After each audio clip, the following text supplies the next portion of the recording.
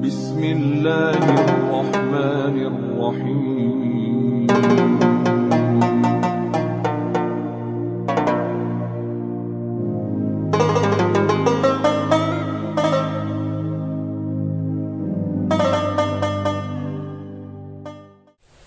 warahmatullahi wabarakatuh.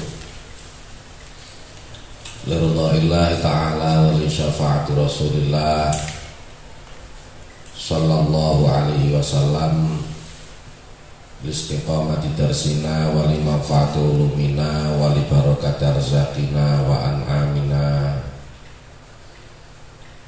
listijabati du'aina wa li qabuli niyatina wa li qada'i hajatina wa li tanfidhi masailina ala hadhihi niyah wa ala ma nawa bihi salafus salih wa ala kulli niyatin salihah bi barakatil Fatihah. A'udzu billahi minasyaitonir rajim. Bismillahirrahmanirrahim. Alhamdulillahirabbil alamin arrahmanir rahim maliki yaumiddin. Iyyaka na'budu wa iyyaka nasta'in. Ihdinas siratal mustaqim. Shiratal ladzina an'amta 'alaihim ghairil maghdubi 'alaihim waladdallin. A'udzu billahi minasyaitonir rajim. Bismillahirrahmanirrahim. Qala al-muallifu rahimahullahu ta'ala nafa'ana bihi wa bi'ulumihi wa bi asrarihi fid dharaini amin ya rabbal alamin ya mujibas sa'ilin.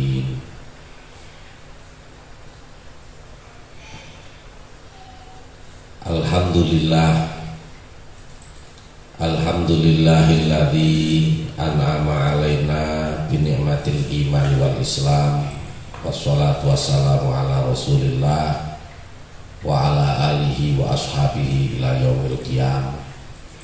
Amma ba'du. Para hadirin wal hadirat, para jamaah yang dimuliakan oleh Allah Subhanahu wa taala, pada kesempatan malam hari ini kita bersama-sama masih diperkenankan oleh Allah untuk bersama-sama bertolabul ilmi. Mudah-mudahan tolabul ilmi kita semuanya bisa menghasilkan ilmu yang bermanfaat, ilmu yang bisa menjadi sumber dari segala amal soleh kita, dan mudah-mudahan dengan tolabul ilmi ini kita senantiasa mendapatkan ridho dan perlindungan dari Allah Subhanahu wa taala. Amin Allahumma amin. Tema kita pada malam hari ini adalah perintah Rasulullah saat wabah. Sebenarnya hal ini merupakan lanjutan dari kajian kita tadi malam, yakni anjuran agama Islam saat menghadapi wabah. Yang pertama adalah meyakini bahwa wabah itu adalah bagian dari ketentuan Allah Subhanahu wa taala. Yang kedua, meyakini bahwa wabah itu adalah azab bagi orang-orang yang kafir dan rahmat bagi orang-orang yang beriman. Yang ketiga adalah melakukan apa yang diperintahkan oleh Rasulullah. Nah, poin yang ketiga inilah yang akan kita bahas pada malam hari ini.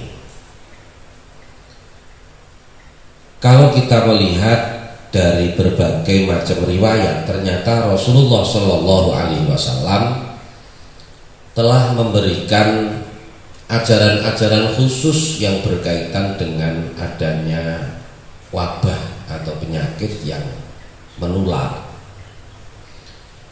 yang dianjurkan oleh Rasulullah, yang diperintahkan oleh Rasulullah saat terjadi wabah. Yang pertama adalah tidak keluar dari daerah yang terwabah atau tidak memasuki daerah yang terwabah, tergantung kita berada di daerah yang mana.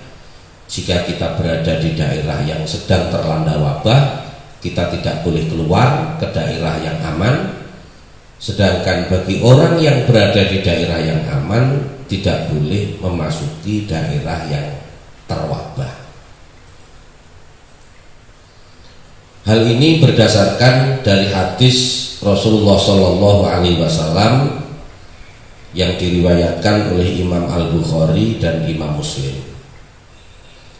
An Abdillah bin Amir bin Rabi'ah anna Umar kharaja ila Syam falamma jaa sarra balaghahu annal waba'a qad waqa'a bisyam fa akhbarahu Abdurrahman bin Auf anna Rasulullah sallallahu alaihi wasallam qala idza sami'tum bihi bi ardin fala taqdamu alaihi wa idza waqa'a bi ardin wa antum biha fala takhruju firaran minhu. Faraja Umar bin Khattab min Sarmo. Hadis ini merupakan satu kisah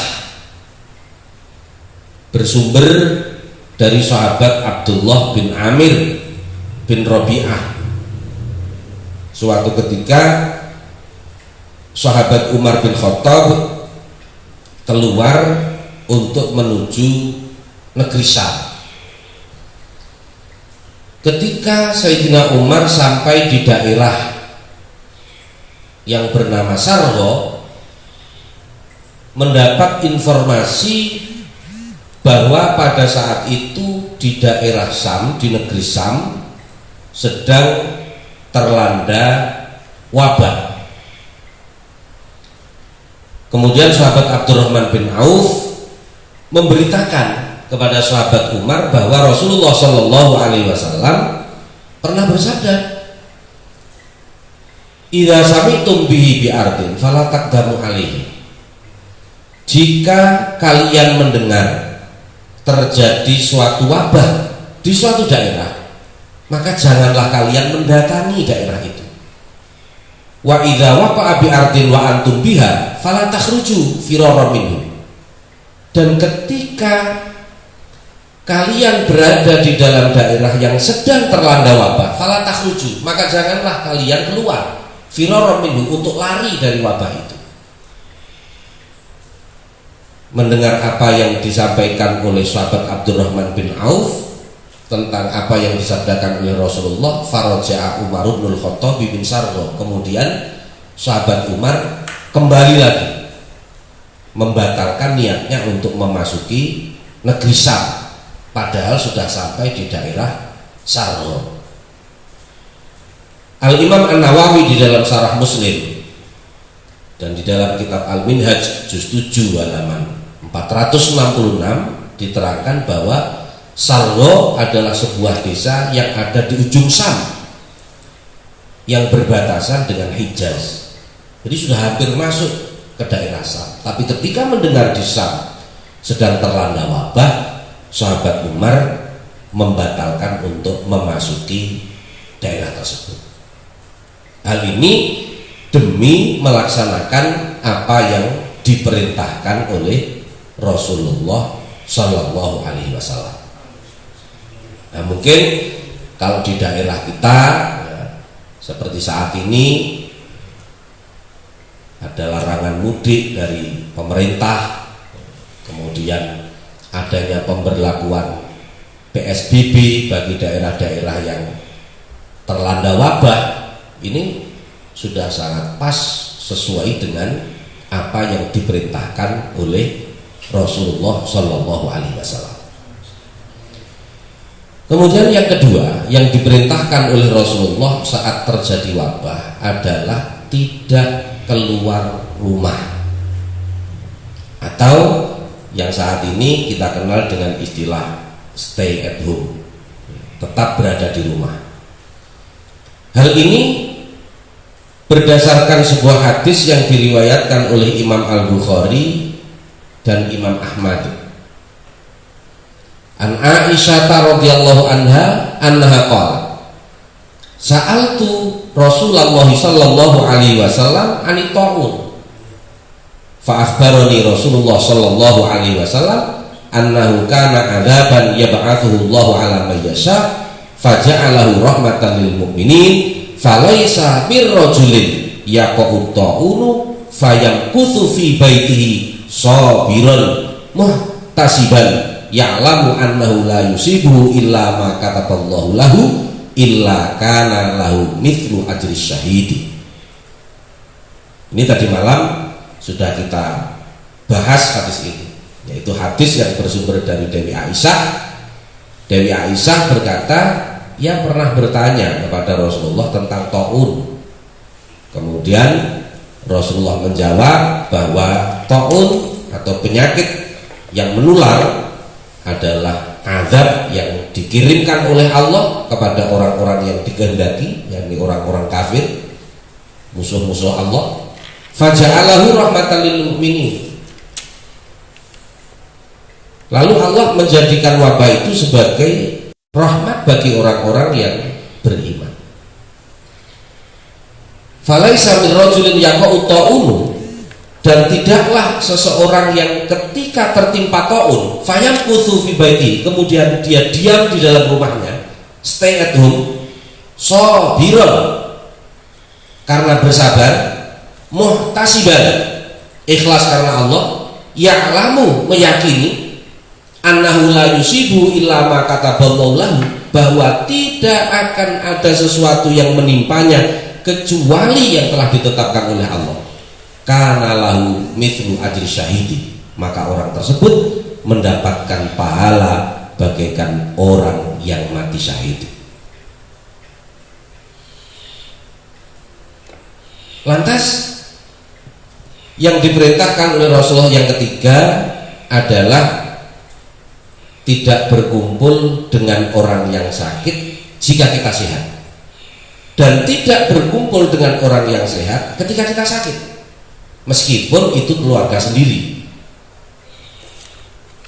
yang mungkin kita kenal dengan istilah kita adalah isolasi mandiri.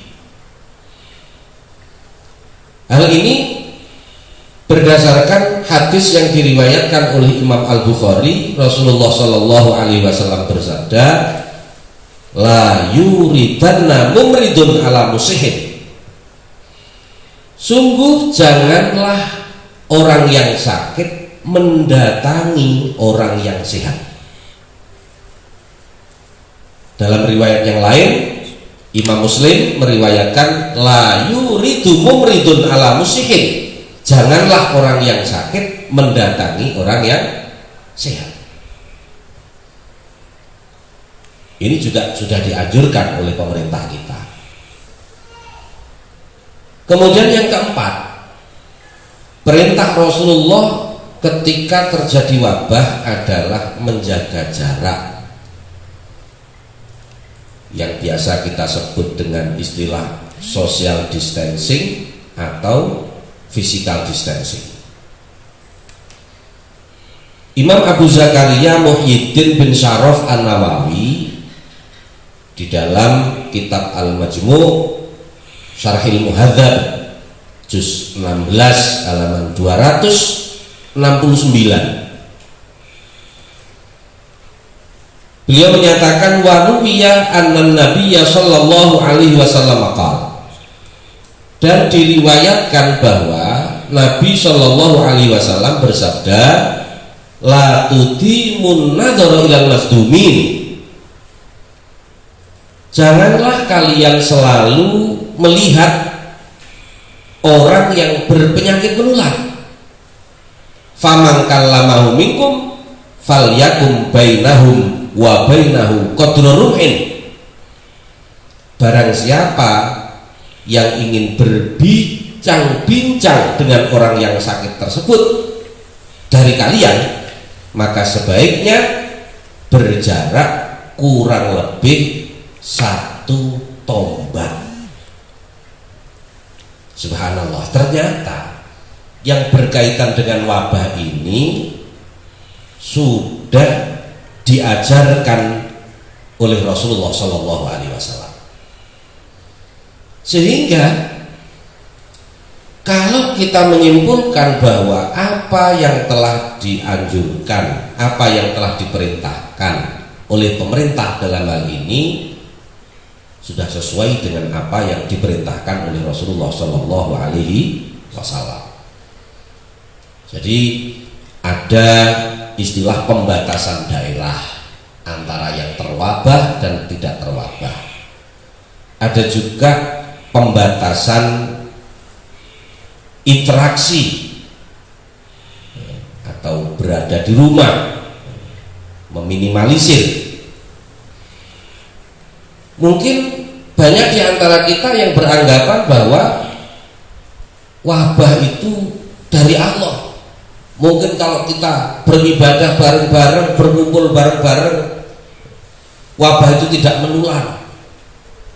Kita bisa melihat dalam riwayat yang berikutnya, waruya anna rajulan jaa ilan nabi sallallahu alaihi wasallam liyubayyi'ahu. Diriwayatkan ada seorang lelaki yang datang kepada Nabi untuk berbaiat.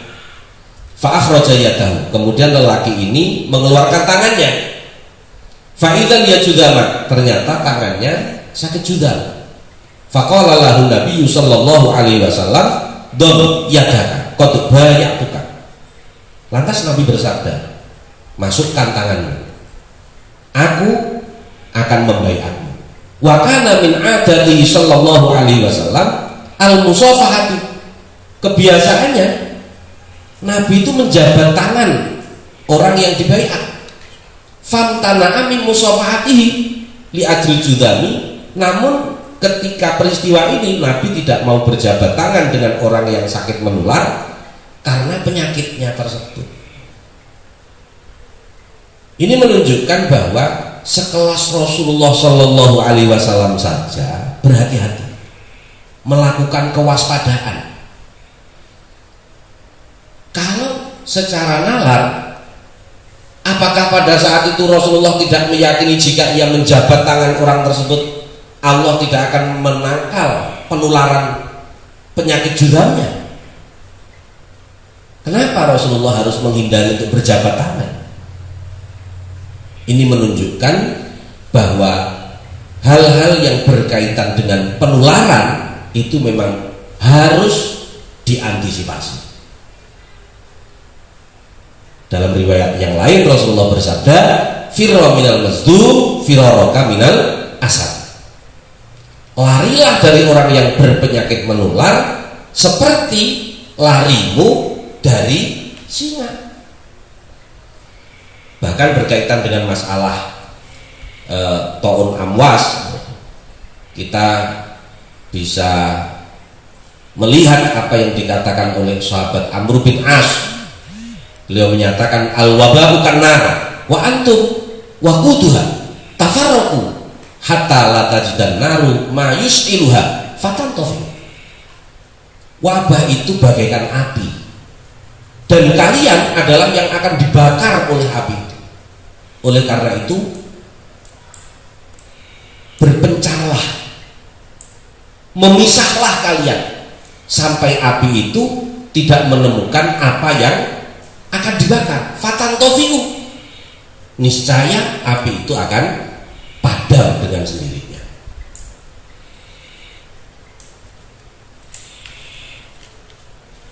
Hadirin para jamaah rahimakumullah, dari apa yang telah diperintahkan oleh Rasulullah tadi, kalau kita lihat dalam kondisi kehidupan kita saat ini di negara kita di Indonesia, alhamdulillah pemimpin kita sudah melakukan hal-hal yang antisipatif untuk mewaspadai penularan tersebut, dan ternyata apa yang dianjurkan oleh pemerintah kita itu sejalan dengan apa yang diperintahkan oleh Rasulullah Shallallahu Alaihi Wasallam. Mudah-mudahan kajian kita pada malam hari ini mendapatkan keberkahan ilmu. Mudah-mudahan kita semua dihindarkan oleh Allah dari wabah yang sedang melanda di di negeri tercinta kita ini. Amin, Allahumma amin. Sebelum saya mengakhiri kajian pada malam hari ini, ada 2 pertanyaan yang sudah masuk kepada tim kami dari para jamaah yang mengikuti kajian ini baik di Facebook maupun di Instagram. Pertanyaan yang pertama, apakah setiap bencana itu dikatakan azab? Dalam hadis yang tadi telah disampaikan dan juga tadi malam telah disampaikan, hadis yang bersumber dari Dewi Aisyah yang diriwayatkan oleh Imam Bukhari dan Imam Ahmad, menyatakan bahwa wabah itu annahu kana adzaban yab'atsuhullahu ala mayyasha. Memang wabah itu adalah azab yang dikirimkan oleh Allah terhadap orang-orang yang tertentu, yang dalam hal ini ulama-ulama ahli hadis memberikan keterangan siapakah orang-orang yang tertentu tadi, yakni orang-orang yang menjadi musuh Allah Subhanahu wa ta'ala. Lantas, apakah orang Islam tidak bisa terkena wabah? Bisa. Dan ini nanti yang akan kita bahas pada pertemuan yang akan datang, yakni sejarah wabah dalam ajaran Islam. Akan tetapi, wabah yang menimpa orang-orang yang beriman adalah merupakan rahmat dari Allah Subhanahu wa ta'ala. Karena dengan adanya wabah tersebut, orang-orang mukmin yang meninggal dunia dikategorikan orang-orang yang mati syahid. Faja'alahu rahmatan lil mu'minin falaisa min rajulin yaqa'u ta'unu fayamkuthu fi baiti sabiran muhtasiban ya'lamu annahu la yusibuhu illa ma kataballahu lahu illa kana lahu mithlu ajri syahidi. Lantas pertanyaan yang kedua, ketika pemerintah melarang Jumatan saat wabah, tetapi ada tokoh masyarakat yang memperbolehkan Jumatan, apakah kita berdosa karena tidak taat kepada pemerintah? Mungkin yang perlu kita pilah terlebih dahulu adalah keluarnya kebijakan. Selama pemerintah mengeluarkan kebijakan demi kemaslahatan rakyatnya, maka itulah yang dibenarkan. Oleh karena itu, bagi setiap orang Islam wajib untuk mentaati apa yang telah diperintahkan oleh pemerintah tersebut. Imam An-Nawawi di dalam kitab Rawdatul Talibin juz 5 halaman 124, beliau menyatakan idza waqa'at ta'unu fil baladi wa fasal waba'u fahal huwa makhufun fi haqqi man lam yusibhu wajhan ashahuhuma makhufun. Ketika penyakit menular telah melanda suatu negeri dan wabah itu telah menyebar, apakah hal itu merupakan hal yang perlu untuk diwaspadai sebagai kekhawatiran bagi orang-orang yang belum terlanda atas wabah itu? Ada 2 pandangan, ada 2 jawaban.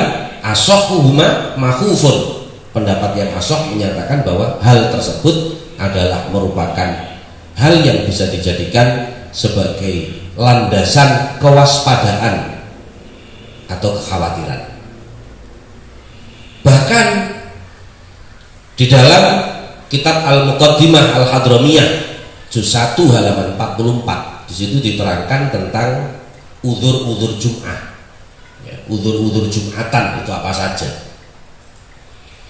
Di antaranya udzur-udzur Jum'atan tersebut, wa minal a'dzari al khaufu ala nafsih au irdik au malih. Di antara kekhawatiran atau kewaspadaan yang bisa menjadi udzur Jum'at adalah orang yang mengkhawatirkan atas dirinya, atas kehormatannya, atas hartanya. Sehingga ketika kriteria-kriteria ini telah terpenuhi, maka hal tersebut merupakan hal yang perlu untuk diwaspadai.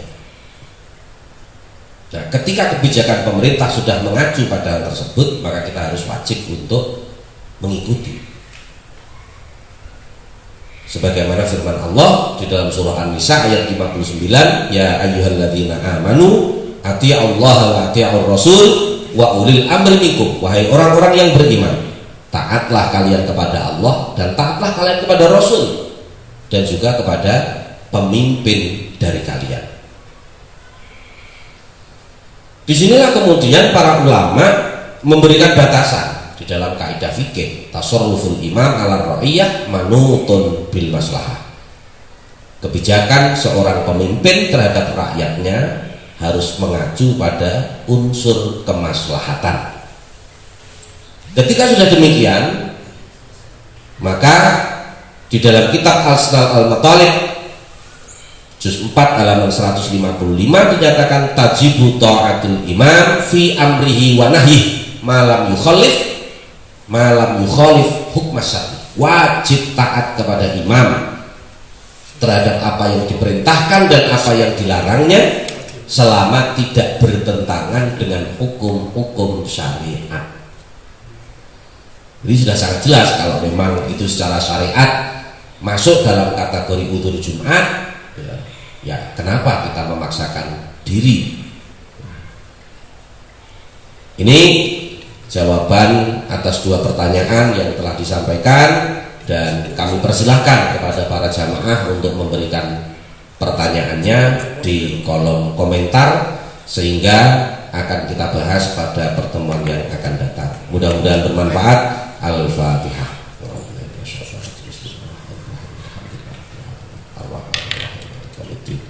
Iyyaka na'budu wa iyyaka nasta'in.